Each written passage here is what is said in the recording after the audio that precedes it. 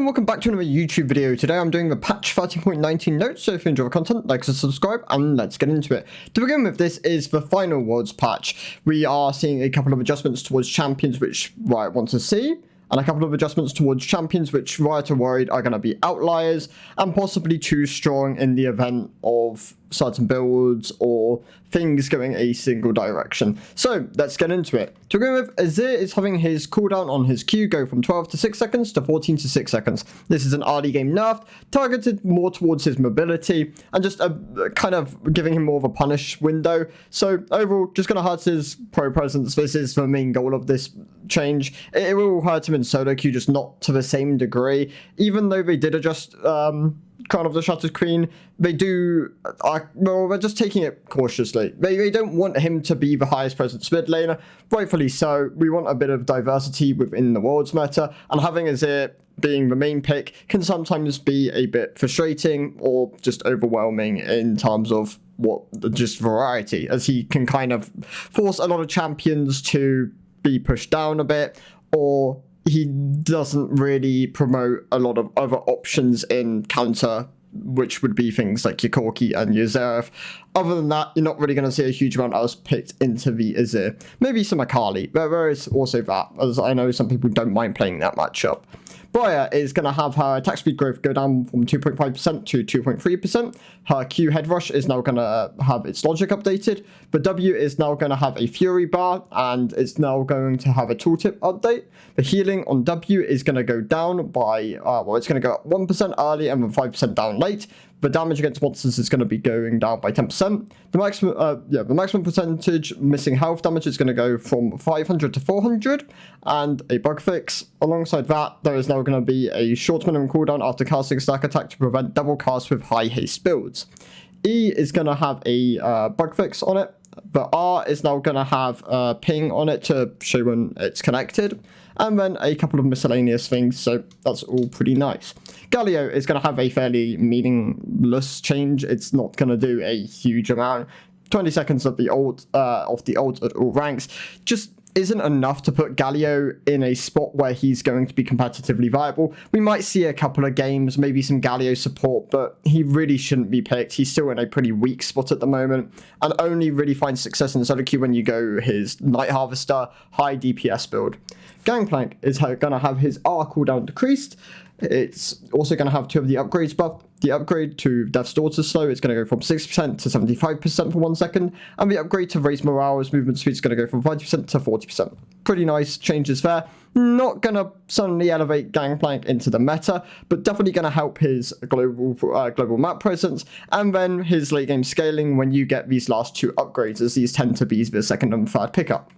Jin's R is going to have its damage go up from 50 to 200 to 64 to 244. This is a relatively big buff. I still don't think Jin is great at the moment. He definitely struggles with a lot of things, about being like assassins, front line. He can struggle into comps with lots of sustain. And overall, I'm just not a huge fan of this pick. However, some teams might look at this and be willing to pick him up. I hope that we don't see Jin. He's a pretty weak champion in his current state. Could definitely do with a couple more buffs to really put him into a good spot within high elo and competitive, really. Leblanc is going to have a bunch of adjustments. This is because of AD Leblanc top and mid, both static Triforce Hullbreaker, and then Storm Razor or RFC tends to be the build you're going to go. It's really kind of it's just obnoxious to play against. No one likes it that much, and it's just a frustration point within the game. They're worried it's going to take over worlds as well, so it's receiving a bunch of nerfs. The attack speed ratio is going to go down. The attack speed growth is going to go up. This is to like counteract building a lot of attack speed on this champion. Attack damage growth is going to go down as well. This is going to hurt Triforce. Mana growth is going to go down significantly. This is going to encourage more mana overall just more mana purchases. Mana regen growth is going to go down as well. This will also incentivize this. Maybe we start seeing things like Presence of Mind be a pickup within secondary tree. That might be something which or mana flow band as like options there. Distortion is going to have its AP ratio go up by 5%, and the E chain is also going to have its AP ratio going to go up by 5%. Overall, I imagine this will be more of a nerf than a buff towards both variants of LeBlanc. I don't suddenly think AP LeBlanc with 10% more AP ratio is going to be super present. However, we might see it get played a bit. There is the chance that static into just AP becomes the main way to go, but I don't think that's going to suddenly be enough to put her into like one of the top spots at Worlds Meta. However, could be wrong. She could still be really strong even with this change, and people are still willing to pick the champion up. Lee Sin is going to have his base armor go up by 2. The W is going to have its lifesteal go up by 5 early and then down by 1 late. The E Tempest is going to have its damage change from 35 to 155 to 35 to 135. Going to be losing 0 to 20 damage on this ability. Overall, this is to mainly stop lane Lee Sin becoming the way to go. But they want to give him a bit more sustain on his W, make the rank up feel, or make the ability feel quite nice as just a 1-point wonder. However, you will still put points into this ability second if you're playing jungle Lee Sin. Base armor, going to help him in skirmishes, but not a huge amount. Overall, this is mainly just going to push Lee Sin into hopefully a spot where some teams will look at him and pick him up and should encourage just generalistic play of the champion, which should be good. Lissandra. Going to have her root duration on her W go from 1.1 to 1.5 to 1.25 to 1.65, over a 0.15 second increase on this ability. Not going to do a huge amount to suddenly push her win rate, but it does make people more aware of this champion, and people should be playing it competitive. It is in a really good spot at the moment. After the changes to the ultimate AP ratio and a bunch of quality of life changes towards Q, Champ is in a really good spot. Nunu is going to have his AP ratio on his E increased from 10% to 15%. However, in total, this will be 90% to 135% AP ratio. So big buff there. This is going to be really nice for AP Nunu. Shouldn't suddenly overtake his tank builds, but definitely encourages the purchase of Demonic and Dark Seal, and then Magi's if you're getting all those Dark Seal stacks. So overall, pretty big change towards Nunu there. Pyke is going to have his health go up by 6. The W is going to go from 12 to 10 seconds to 12 to 8. Pretty nice buffs towards Pyke. Encourages the idea of maxing W as a second ability over E. However, E does provide damage on top of the cooldown, whereas W is just for cooldown, so people will kind of pick depending on game state. Overall, just puts Pyke in a better spot. He isn't too bad in solo queue at the moment. People tend to grief with his builds. He should definitely be going more towards Youmu's than Duskblade at the moment. Umbral still not a bad item on Pyke though. You can rush this as the other option. Rek'Sai is going to have her healing decrease on her passive. This is going to go from 15 to 125 to 10 to 15 to 125 plus 2% to 12% to 10 flat plus 2 to 10% maximum health. That was a complete butchering of numbers, but yeah, overall, just a lot of healing down. This is definitely going to hurt her overall sustain of the top lane, where this will really impact her. It will also nerf her jungler, obviously.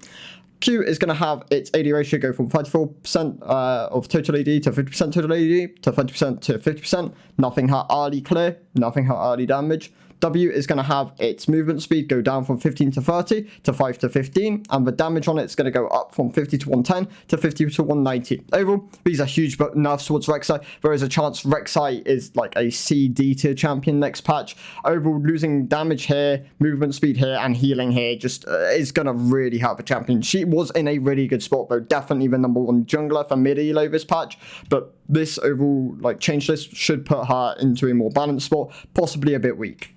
Renekton is going to lose 4 base magic resistance. The champ is dead. You can't really play it anymore. No, of course not. Renekton just going to be a bit weaker into AP matchups. He's still a really good champion. He's safe, not bad scaling anymore. Relatively strong early, good point and click CC. Good item spikes with like your Gore Drinker, your Stride Breaker, Shojin, not bad option on him. Cleaver, Sterix, all these are really good options on him. Just, yeah, still a really good champion. Not going to do a huge amount, just makes him a bit weaker into tanks and Gwen, along being primarily the AP matchup in competitive. Syndra is going to have her magic damage go from 70 to 210 on the Q to 75 to 215. Pretty nice buff, not going to do a huge amount, but does help her last hitting, helps her damage, can allow her to secure kills where she once wouldn't have. Overall, just a nice change towards Syndra, makes people remember this champion, and hopefully we'll see a bit of Syndra at Worlds. Twitch is going to have his R missile speed go from 4,000 to 5,000. relatively small buff, but definitely a nice quality of life change. Definitely going to help him in solo queue. We're not going to see any Twitch worlds. I don't think teams will pick him up. It's not enough of a change to really encourage that. Zoe is going to have her movement speed go from 335 to 330. Relatively big nerf here. Just gonna hurt her ability to escape ganks, gonna hurt her ability to kite around in team fights, just gonna hurt her just overall like movement and well, in time her safety within laning phase. So overall nice change there. Randomins is gonna have its total cost go from 3,000 to 2,700. Really nice buff here. This item was kind of dead in the water, not nearly no one was building it. 10% off the price, definitely going to encourage people to build it. It should be in a relatively good spot now. Yeah, tanks like Ornn, Sion, in the competitive will definitely look at this into double AD comps with like a Tristana mid and your crit marksman, and definitely consider it as an option. Seekers is going to have its armor go from 15 to 20. Nice buff here. It still might be bait to pick this item up, but if you're really struggling into AD matchups in the mid lane as an AP champion, it shouldn't be a bad purchase. Static Shiv is going to have its damage go from 200 to 150.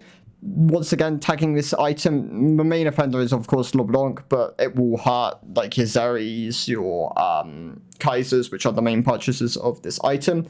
Shouldn't hurt Sivir too much, but will still just hurt her because it is just less damage to minions and will hurt wave clear. Overall, will help the other bot laners be able to kind of contest Static Shiv wave clear, and should probably encourage them to look at other options if they don't need that level of wave clear. So yeah, that is a nice change. ARAM, just a buff to Briar, nerf towards Galio, Kennen, and Talia.